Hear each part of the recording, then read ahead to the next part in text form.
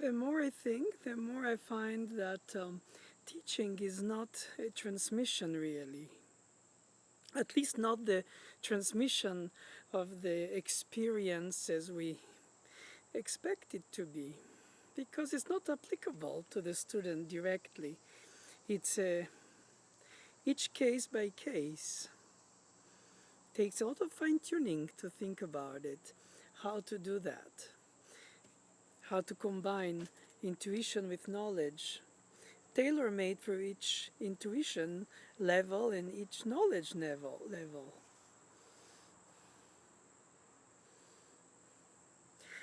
I think it's teaching the ability to ask oneself the question that one can only answer oneself, and not right away. More like giving the opportunity to a student to build their own lock in order to forge a key which will unleash their own artistry, their own philosophy, their own ethic of serving the muse, their own storytelling, even if the piece is known or if it's to be discovered, if it's recently written for them or by them. In any case, I find it fascinating how much pieces of even famous work of music seem to be meaning so many different things to so many different people. The consensus is only on the textbooks and not even. With history and time passing, audacities or possible crazy scenarios where people consider that music shouldn't go that way, atonal or post-tonal, or any way that people rethink the language, the grammar, the alphabet of the expression of their thoughts or of their feelings or a combination of both, creates a new paradigm. You have to start thinking as if you learn a new language every time you discover a new piece or a piece from a composer whose perhaps other pieces were more accessible to you. Of course, the performer and the audience are in a real-time rapport whenever the composer is gone most of the time. And in the case of my teaching, mostly of them are dead for century, or is. And of course, what do? Like all teachers, I try to justify the knowledgeable or intuitive authenticity of the will or thought process of the composers. Not so much interpretation, because after all, that's the reason for which is brought alive by a performer and not by the composer themselves, is more about the performer understanding the thought process of the composer's developmental elements, of thematic materials, be it, or atmospheric retellings, or just creating a reflective mood or a spiritual uplifting mood or an excited mood about the very basic of the psyche of the human nature, the excitement, the desire, the expectation, the anxiety, the sadness, the happiness, a certain level of overcoming human nature's shortcomings. And I think in many ways, because of the music being a language that on its own doesn't need to be translated, but needs to be truly told, so that those who can decode among the audience can understand it without we giving them a subtitle explaining the translation of the thought of the composer. It becomes at many levels artificial, filtering the filter, explaining the unexplainable. And in a lesson, I agree to try to give examples which inevitably are caricatural, because I want to bring out more inner voices, so I play them louder than I really would do in real time, with the balance of the elements. Follow the layers, organize the groupments. The chordal harmonic progressions are part of the atmospheric dress-up of the atmosphere of the piece itself. It's not an element, a part of the thought process of it or the mood created impact that brings us then to reflect, either by self-admission that perhaps we also feel like this composer expresses their feelings, that we are touched by it at a personal level, almost as if written for us.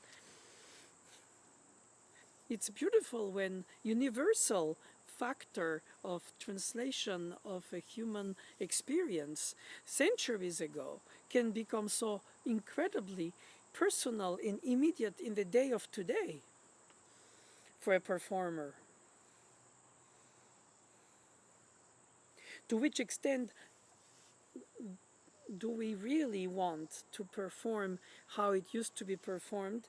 I think it's a vain hope, even if the publishers give us constantly the original versions expurged from any subjective opinion of a given editor or performer. That used to be the case before World War II, so much more with editions. But I think authenticity is valuable search, mostly for scholars, through manuscripts, original or if not kept or traceable, facsimiles of the writing or first editions, and then decipher the discrepancies between the unchecked corrections or unguessed alterations that could have been avoided by, well, sometimes the intuition misguesses, and so we end up by needing sometimes courtesy accidentals to clear up the maze of notes, once adopted, once absorbed, once memorized, either by patterns, either by formulas, perhaps visual more than only sound, or both, finger memory for sure in part, because of the repetitivity of practicing. Then you enter in the storytelling itself. You don't need the score anymore. You're like you're not tethered anymore to the score to follow up what comes next. Then you start building up the follow-up of the melodic idea, of the harmonic progression. In other words, you adjust the following sentences to the first one according to the way you retell it. And every time you retell it is different, because you're not yourself twice the same. Some breath, some accent, some rest, some inclination, some intention, some rebreathing, extra or not.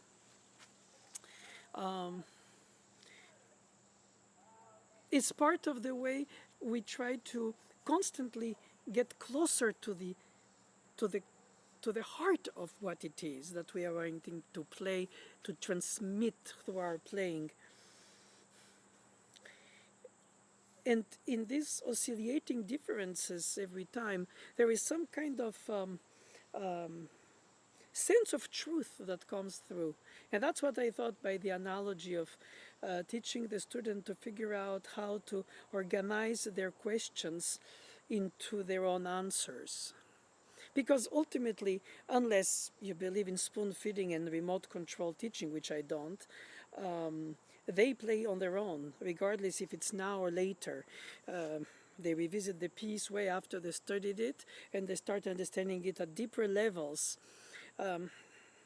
Of course, with the competition and deadline and auditions and juries, and there is always the fierce expectation of now, and you have to be ready, mature, and knowledgeable about the piece right away, as if you memorized it from the get-go. If you memorize it too early, you bypass details. If you memorize it too late, you recite it more than you restate it. And so the teacher is there to guide when you have to be allowing to speak outside of the paradigm. Just think that what you do sometimes is think outside of the box while in the box. Bring your own psyche to the piece. Bring your own experience of life into the piece, even if it's of today. compared to the universal message of its even nested in its own time period. Organized so that when you perform it, you allow for a certain enmarvelment of the moment. Don't play it as if you're bored because you have practiced it repetitively so much that the concert is, or the performance is one more time practiced, replayed through. No, I think you practice repetitively to organize yourself so that technically and mentally and emotionally you avoid surprise in the fact that you manage to be flexible enough to react in real time to the unexpected rather than trying to reproduce rigidly what you were doing when you practiced it. Performance is not another run through. Performance is the restatement of the storytelling.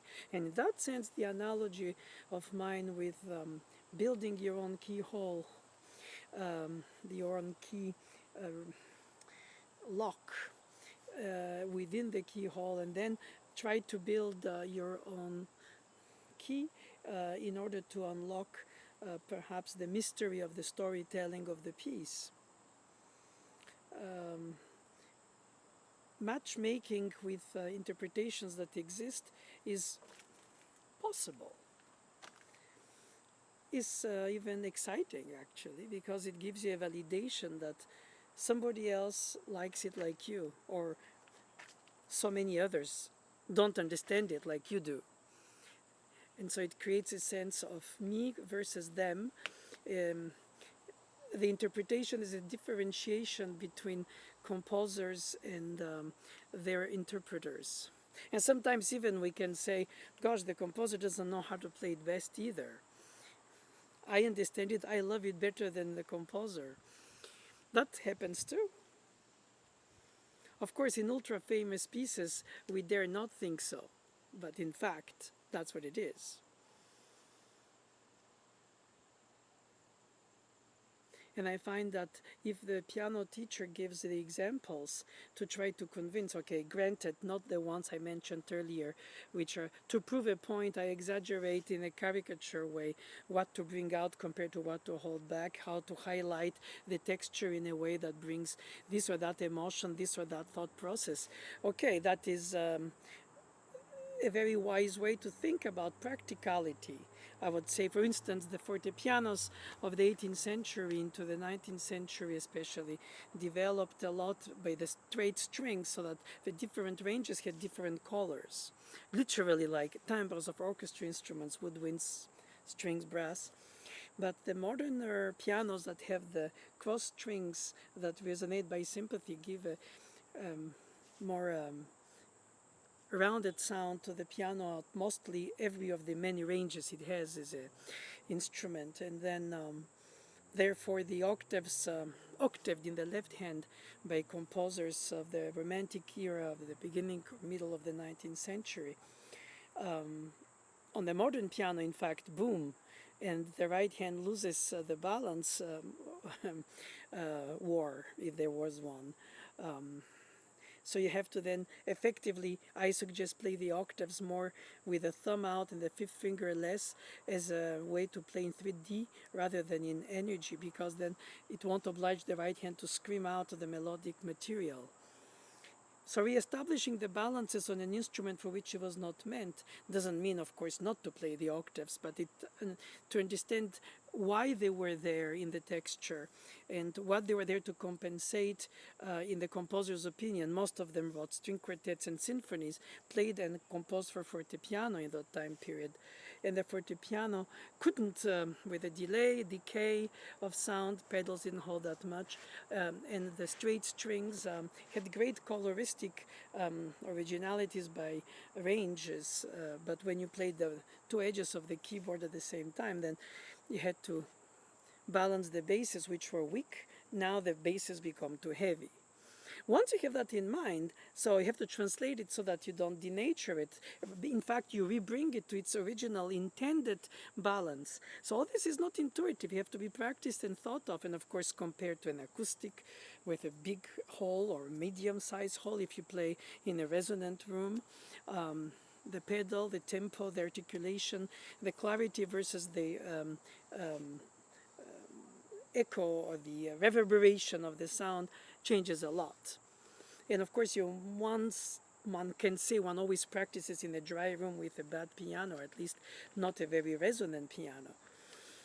So now, when there are instruments where you perform on an instrument you wouldn't practice on because no access, in acoustics to which you're not used to because you don't have access, and then you have to adapt in real time what you've practiced on an upright perhaps or a small baby grand in a drier acoustic, for which perhaps you compensated too much the right foot pedal because it sounded too dry, and then you would be too blurry in the performance. And you cannot just subtract the pedal from the playing because it's it's all the it's a synergy, in fact, of all the parts, the hands, the feet.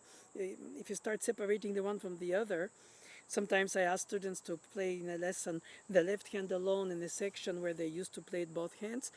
They have trouble separating them because the brain has learned the combination rather than the layered individuality, like in a polyphonic writing of a fugue where you would play a one and sing another voice. When you're used to play the voices, even if you think them independently to a certain extent or even more, but nevertheless with the fingers you translate it with the vertical combination of how the hands combine. So yes, there is so much to say about preparation during practice to the performance, and the performance becomes an object of its own. It surprises the performer. I've never made a mistake at this section when I made so many others, which I didn't happen to have done in the concert. I hear that very often from students. You always have the sections that you know are difficult, that you fear and you hope to go well, and then you're surprised why sections that you've never made a mistake all of a sudden went off track. So you learn humbly to be having great resilience and practice again and over until you cover all the sections where it can go wrong. Well, that is of course only on the point of view of the right or not wrong notes. But if you think phrasing, tempo, delay of arrival of a phrase's point of view, is it 4-8 bars or 16 bars, construction of this ephemeral storytelling, texture. I find it fascinating because if it was all always like planned, it would be probably boring. Well, it certainly is challenging because you want to harness the unexpected while unleashing the intuitive. That is something that happens only after several revisitations with the piece, a solid technique that responds to different unexpected situations, heavier keyboard, uneven keyboard, acoustics, the left pedal doesn't respond the way the right foot also doesn't, or more or less than what you're used to. In other words, once you go beyond the surprise effect, you have to figure out what to do in order to continue, because the beauty of the performance is that it's a one-time statement. Recordings you can restart, but then you don't play with the same spontaneity. You start playing cautious, which is what you're supposed to do because you have a chance to retake it. In performance, you have to be cautious by the fact of having practiced the details, but what matters is the macro, not the micro, in the performance. Regardless of everything, that's how real performances take off, really. The rest just remains at the level of recitation, feared, and it has to be cautious without to be feared. And that's why I think that the analogy of building one's own lock and forging one's own key works great, because then you allow for the piece to surprise you even positively. and at the same time reveal itself in a way that you're ready to respond to it on the spot, the way it happened, as if it were planned, when in fact it wasn't. And sometimes what you planned didn't come out because sometimes the keyboard action doesn't respond the way you expect, and the tempo all of a sudden escapes you. It gets to be faster than you thought. But then it reveals itself in a way that you didn't plan, but in fact is very convincing. You might even take it up next time you play it and say, wow, I should have thought of it in the first place. Of course, you cannot think and have thought at the same time as you perform. You perform and you're in the action. You project yourself in the following bar or bars, but you don't analyze what you just did. If you do, you'll crash. So in a way, you do it in between performances. Of course, the teacher talks to you, your friends tell you, people who you trust tell you, recording engineers, tone engineers tell you, but ultimately you are the one who have to follow, after all, what you're told, the score, and say, okay, what am I going to do with it now? Once I was told this and that, I heard this and that I produced. This responsibility, I think, is the teacher's responsibility to teach the student how to teach themselves in real time, continuously and constantly through their life. That's the best gift you can give them. And if you give them an example according to your own psyche, your own culture of understanding of the style, genre, piece, experience performing it, why not? I think it's human nature. You have to. In fact, you try to convince the student that you're right, or you were right to do it the way you did it when you were their age, for instance. But since you have rethought about it way then they couldn't, since they're in their first revisitation of the piece, you're in their third, fourth, or fifth, through students, recordings, writings, and so the tempo becomes not only the pulse and the rhythm, it's also the way you enunciate the elements, and how many hidden inner voices you bring out without to lose the length of sound of the decaying values compared to the faster. In other words, the way you reorganize the puzzle is unbelievably surprising, literally, sometimes to the point to which when I play a piece I've played often, it reveals itself to me at some corner of some modulation or something with a combination of sounds I haven't been aware of before. It's almost dangerous in a way, because you want to be in control of everything on stage, but in fact you're still surprised by the way it comes out or the way the feedback comes to you. Perhaps not even the way it projected in the hall.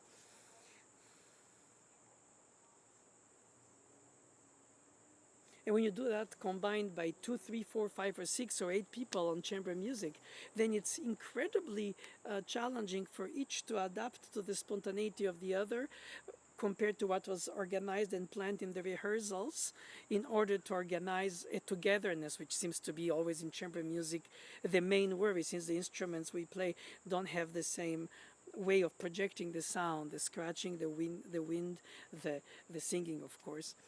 And with the piano, and so we have to morph into another voice instrument or into another string instrument with bowings for the piano part. And then if we are spontaneous during the performance, we do something slightly unexpected in pulse and articulation. It can be a very little detail, not even a big thing, but then it's picked up by the other performer in real time, and you ping pong on it. Of course, you don't ping pong on it free like in jazz, where you have just a chart and the rest is to be imagined. Here you have to be reciting all the notes because they're so written, while in the same time when they are told, they're so spontaneously said, and comparably misunderstood perhaps, because the tempi, emanation of the instrument's capacity of length of bow or breath exhaling, winds or voice instruments. The piano tempi are more intellectual. With the pedal and the length of sound, we can enter in some imaginary, artificial length of beat compared to what is natural for an andante to a violinist compared to what is natural to a pianist, could play an andante as an adagio and still connect the sounds without breaks in the delay, in the decay of the sound. So then the pianist has to adapt to the natural tempi, and the other instrument players have to adapt to the pianist's more intellectual, imaginary tempi, not the ones only, well, probably in the slow tempi is too slow for pianists because they can sustain longer sounds, but then it loses natural feeling because you don't need to breathe, therefore you don't structure your phrases. On the other hand, if you play very fast, every instrument fast playing has its advantages and disadvantages in articulation and clarity according to the acoustics. A harp, a flute, a violin are different than the piano because it's more percussive. And so, in fact, the piano in chamber music is an instrument that should morph into the group in which it plays with, in the tempi in which the others express the same mood that is shared, obviously, most of the time. Andante cantabile is for both, or three or four of them with the piano. But the piano can be andante cantabile adagio whenever others cannot be, because they basically cannot breathe in the middle of a word for the singers, or and they shouldn't. That's why they either eat beats, either they rush in because they feel like sometimes nervous, even shorter in their breath. And the pianists have to adjust, adapt, because they have usually the GPS on the score. They have all the other parts, and the others only have their own most of the time.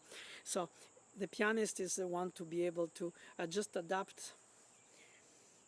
That's why I find it very difficult for a chamber music performance when the piano part is given the introductory bars before the other instrument or instruments or voice enters, is to find the tempo that will be corresponding to the way they have to express it. So it can be andante and calm, but in fact it won't be adagio. And the pulse, the flow, the texture, the polyphony in the piano writing compared to the monody of the other instruments individually. It's all to be, it's incredibly beautiful, because I think no matter how much they decide things during the rehearsal, in a way it's at the performance that these apparent contradictions become complementary performances towards the same goal, but from different points of view because of the very instrumental writing. Whenever I think pianists, when they practice alone and they perform, they don't play the exact same tempo because, of course, they get also nervous, they rush, they don't count, or they follow the articulation of the fingers as a tempo marker through feeling of tip of fingers rather than independent counting as a conductor of your own orchestra. So they don't give up beats to themselves, so they just start.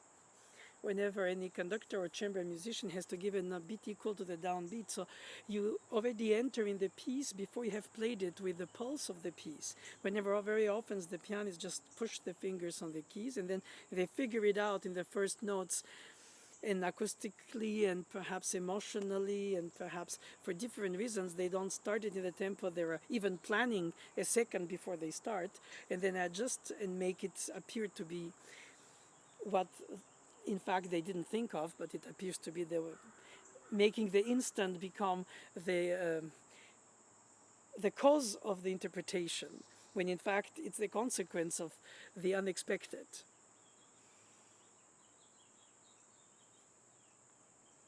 In that sense, an analytical knowledge of the piece helps more than only the technical, which is there to complement the analytical shortcoming or new discovery in real time that you allow to, or you don't allow, regardless. Not everybody manages their subconscious so clearly.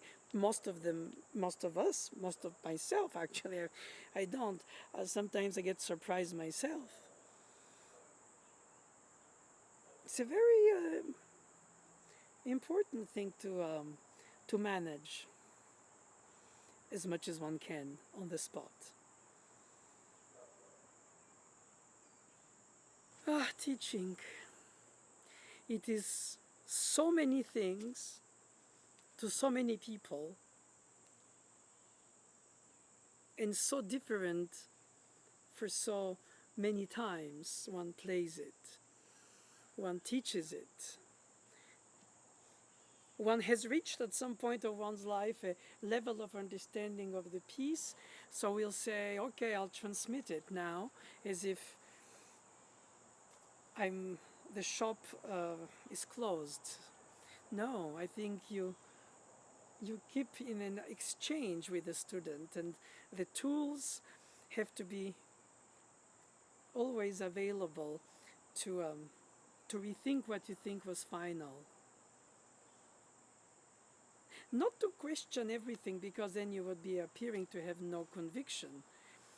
Because after all, we build or forge our conviction through the tradition of our teachers, or the tradition of the expectation of the piece, if it's a virtuosity piece or a poetic piece.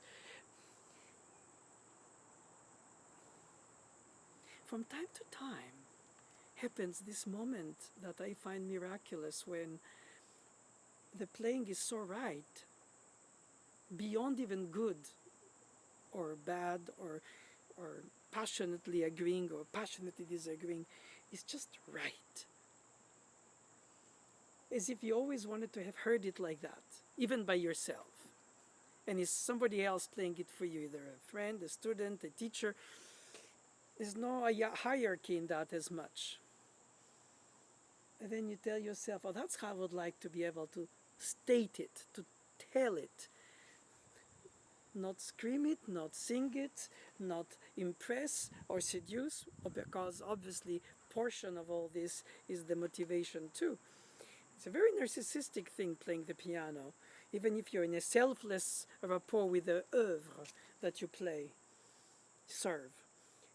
I don't believe it that selfless than that. I think playing alone in front of a people, the piece of somebody else, is a big responsibility to restate it. It's almost like an actor who is recording an audiobook, and how much or not too much of their own emotion or understanding or conviction they put in their voice, in their breathing between words. Granted, it's not a theater for declamation, it's not a film where the image in a way says way more than only the words of the lines that have to be told, obviously. Here it's just the sound of the words, sometimes almost, I dare say, without the connection to the meaning of the words. The poetic sound of the words for what they are as musical sounds. The vowels, the consonants, the attack of the note or played without attack, the pedal, the resonance, the vibration, the decay, the way you exit a long note with a softer one. It's almost a sensuality of the organizations of the sounds that are by themselves an analogy to words, let's say, or thoughts. And you go from thoughts to music without words in a piece without lyrics. And you have to reach at some point some conviction of what functions better than not. In terms of, if the microphone is close up in the recording, you have to be very careful for the lightness of touch, for some details. But if you play in concert performance and people are sitting a certain distance from you, the clarity isn't the main thing, because it will be more resonant. What matters is the volume of output, the voicing, what you bring out. The makeup for a theater play played in front of a big hall is different than the makeup for a close-up of a camera in the film on you, because obviously the projection is at a different level of intimacy, even if the storytelling is based on intimacy, of feelings, of thoughts, of doubts, the monologue of this, the dialogue of that.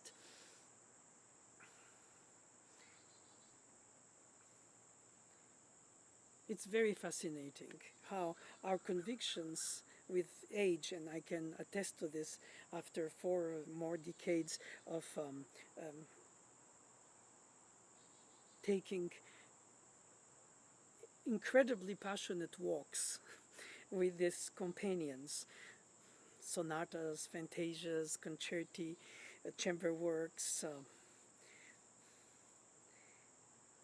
You learn to avoid some perhaps naivete mistakes, but in a way, a student playing it for the first time in their view or in their experience brings you the freshness that perhaps you lack. And you cannot just tell the student, because I've been through it more, I have more flying hours, I know all of it, and you have to just be the recipient of my knowledge and then deal with it. That's not right, because they also combine it with other points of view, which in my generation we didn't have so available. And so inevitably the teacher is no more the cell vector of the truth of the piece's expression, interpretation. It becomes one among others. And you earn the trust by a certain analytical understanding, as well as a shared compassion for the emotional impact of the piece to you, and therefore through you to the audience, and how to manage this, how to build it on the longer run, how to not crescendo too early, how not to ritenuto too early, because you have to think in a strategic way in order to organize the plan of the structure, but that shouldn't make you play cautiously undriven. You should be driven, and sometimes allow the fact that you overdrive. You arrive in a new tempo faster than you're supposed to. The transition brings you to a calmer second tempo of a second theme a little bit slower than you intended. You have to rebuild the energy to get into it, when ideally you would have liked to merge in the new traffic by diminishing so slightly so that you don't have to go under the tempo to regain it. In other words, it's what you learn really in experience is how to manage the in-between thematic materials, the bridges, the transitions, the modulations, the tempi modulations, if I may say so. What's natural, what's counted, what's the double, what's the triple, how to understand the annotations that are on the publication, how to refer to the pulse. Since we play, we don't think only the pulse, we play because we play the notes. The conductor thinks the pulse separately of the other performers who all play the notes. And here the pianist very often, in whichever genre of piano solo writing of a given composer, is sort of like a bit of all in the same person. You don't have four brains in one for a quartet, you have one brain divided by four individual expressions or more.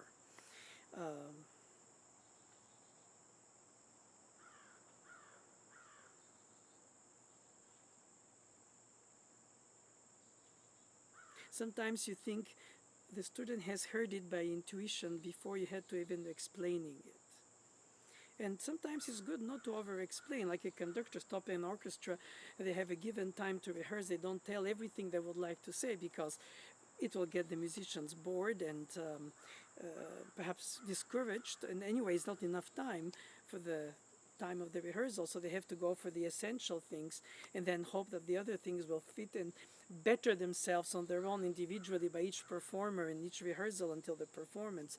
That's also an art, organizing how to manage in order to reach the best. They say that Celibidache would cancel a concert after a too good dress rehearsal, thinking we can only be disappointed by the performance. Or opposite, he would cancel a concert because after many rehearsals he still didn't reach the level where he expected it to be ready for the concert. These compromises, uncompromising compromises, cost a career to him, as a matter of fact. But ultimately, you think perfectionism is not the end by itself, and compromise seems to be the key word that even Gould wanted to refuse in order to only record on his piano in his studio and not play on any instrument in any situation as a concert pianist.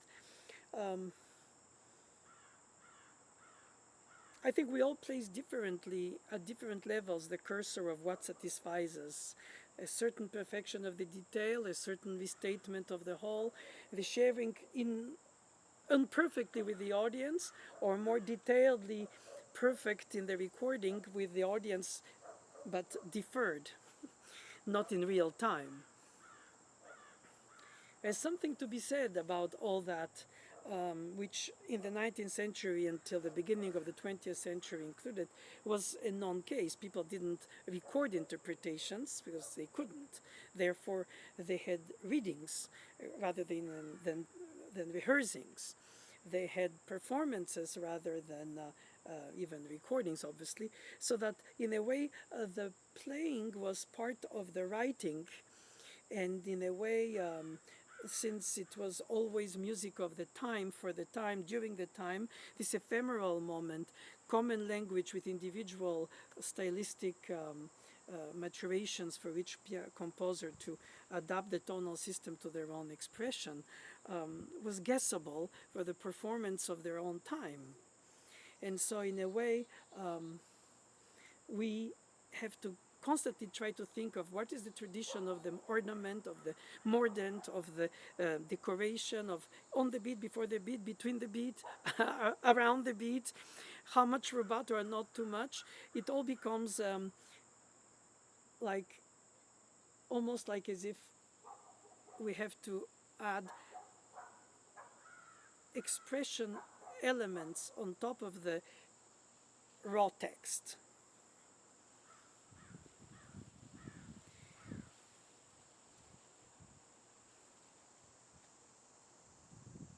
I'm deeply convinced that even famous pieces will be always rediscovered because fresh points of view are brought into it. So of course, analytically, I can try to avoid by giving a shortcut to a student, saying they'll figure out also that with this thumb or this finger there, they'll be more solid or more legato. They won't need the pedal as much for the harmony, so it's not going to overwhelm the melodic cleanness. Okay, I do that. I cannot not. If not, I feel I don't respect the student, giving the best I know about the section, but I don't know it all either. And sometimes when I see the student do it very well, even not the way I suggest with the substitution fingering or with the pedal, but in a way that is still convincing, it's difficult for me to say change it. It's not because it's bad, it's because I would like you to play it like I think I avoided being bad. This is the limit where I reach with the transmission of my experience. Because after all, some students come to me saying I cannot play a trill, some says I cannot play a repeated note. Of course they can, just not easily, depending of the context on the keyboard with the white and black keys and which is higher and shorter. In other words, I find out fascinating, it's fascinating really, how their musicianship is intuitive and how their technique is prone to help them to do easier certain things than others, but not the same. Octaves, repeated notes, trills are the usual sort of drawbacks for the ones or the others. And so I try to find a solution for each case by case, because the morphology of the hand is not the same, the length of the fingers, the articulation, the separation, the knuckles, how to apprehend the piece, literally take it in your hands, but through their hands. So I try to think about fingers and fingerings and independence of fingerings, 4 and 5, common tendon, 3, but you always bypass 4 in order to have more equal trill with perhaps 3, 5, 2, 4, 1, 3, instead of consecutive fingers. If you don't do ever consecutive fingers trills, how will you ever develop in terms of long-term progress the technique for it? So the shortcuts are in fact very valid for short-term performances. You know, I have a jury, an exam, an audition, it's coming up, I have to be effective. But on the long term, I need to also be able to at some point play this section without so much pedal, because this fingering will work out. But if I'm not confident in it, then I'll put the pedal instead of this fingering. And it's up to the teacher to find and define the long-term gain compared to the short-term frustration, and vice versa, the short-term solution versus the long-term non-solved technical problem. You can take them separate from the piece and practice them apart, like unapplied research in science, or then directly in the piece. I find it better when it's not on the piece directly, because you can think about the fact of how to organize your fingers unconnected to the emotion of the section that you have to introduce this trill in. It's better to practice the trill without the emotion in order to put it in the place where there is emotion and still manage it without the emotion overtaking or becoming stiff, and managing the technique in the art and not just for itself. But sometimes one has to accept compromise. And then long term, one can say, wow, after you revisit the piece 10, perhaps 15 years later, you realize that by other performances of other things, you have progressed without noticing for certain aspects of this piece that you are taking back to play, or you have to, if somebody asked you, whatever the reason, the occasion, but then all of a sudden you say, wow, why did I lose so much time then to try that this way? Now I can organize it this way and rearrange it, and I produce exactly what I thought it should be. Sometimes we're prisoners of the notation compared to the intent of the composer, regardless if the composer was or not responsible for the display of the scores page by the publisher's engraving. Sometimes yes, sometimes not, because they were so much driven until the beginning of the 20th century by survival that sometimes they didn't go into this musicological detail back and forth between the different engraving levels of details. I think they had less time to be detailed than today we have with the musicology and the music history and the knowledge about detailed niches of knowledge, which brings beautiful progress in the very interesting editions where you have pages and pages of comparisons between manuscript sources, first, second, third edition sources, and all the discrepancies that go in between, unnoticed by the performers, perhaps, for sure not by the composers, and perhaps sometimes yes. And they didn't have photocopy machines, thank God. They had to rewrite by hand every time they copied to publish for another publisher, for instance, or for another performer who copied himself from the score of the master. And so it created these generations of enriched or embedded mistakes or misguessings. So you have to navigate that today outside of their time period. It's not the same. People played music of the time for the time with the tools of the time, and the details of the notation and the recording non-existing. Everything was in fact, I think, while more established, was also more spontaneous, like improvisatory jazz, or perhaps continuo for Baroque. Today, I think the combination of very, very scholarly editions combined with very, very informed performances edited with recordings where every detail can be retaken until stated as you think rightfully so, you end up by having a map of the performance of the piece that encompasses so much more details than it did through a one-take performed concert-like by a pianist before World War II, let's say. It's always the macro and the micro. How to manage both. How to not get lost in the detail, and how to not get too undetailed in the whole. Probably that's the place of the teacher's real input. Put in perspective for the early performances of the piece by a student.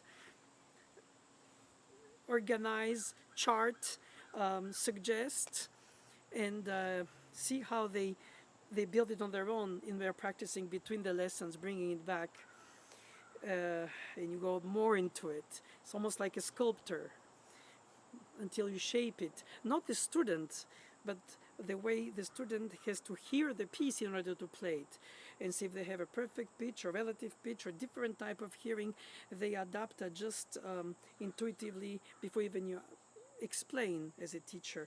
And sometimes the explanation goes against the intuition that they guessed, and they're surprised and they think, why so? And you tell them, yes, because sometimes intuition doesn't bring you to the following sentence. You will only do little waves instead of doing a larger wave, and sometimes the sentence has to bring you further in terms of the declamation of the rhetoric. Regardless of the harmony and the melody, the mood and the beauty, it's about the statement, the meaning. Play meaningful, not only beautiful. And beautiful is not only an aesthetic, beautiful is a statement, really.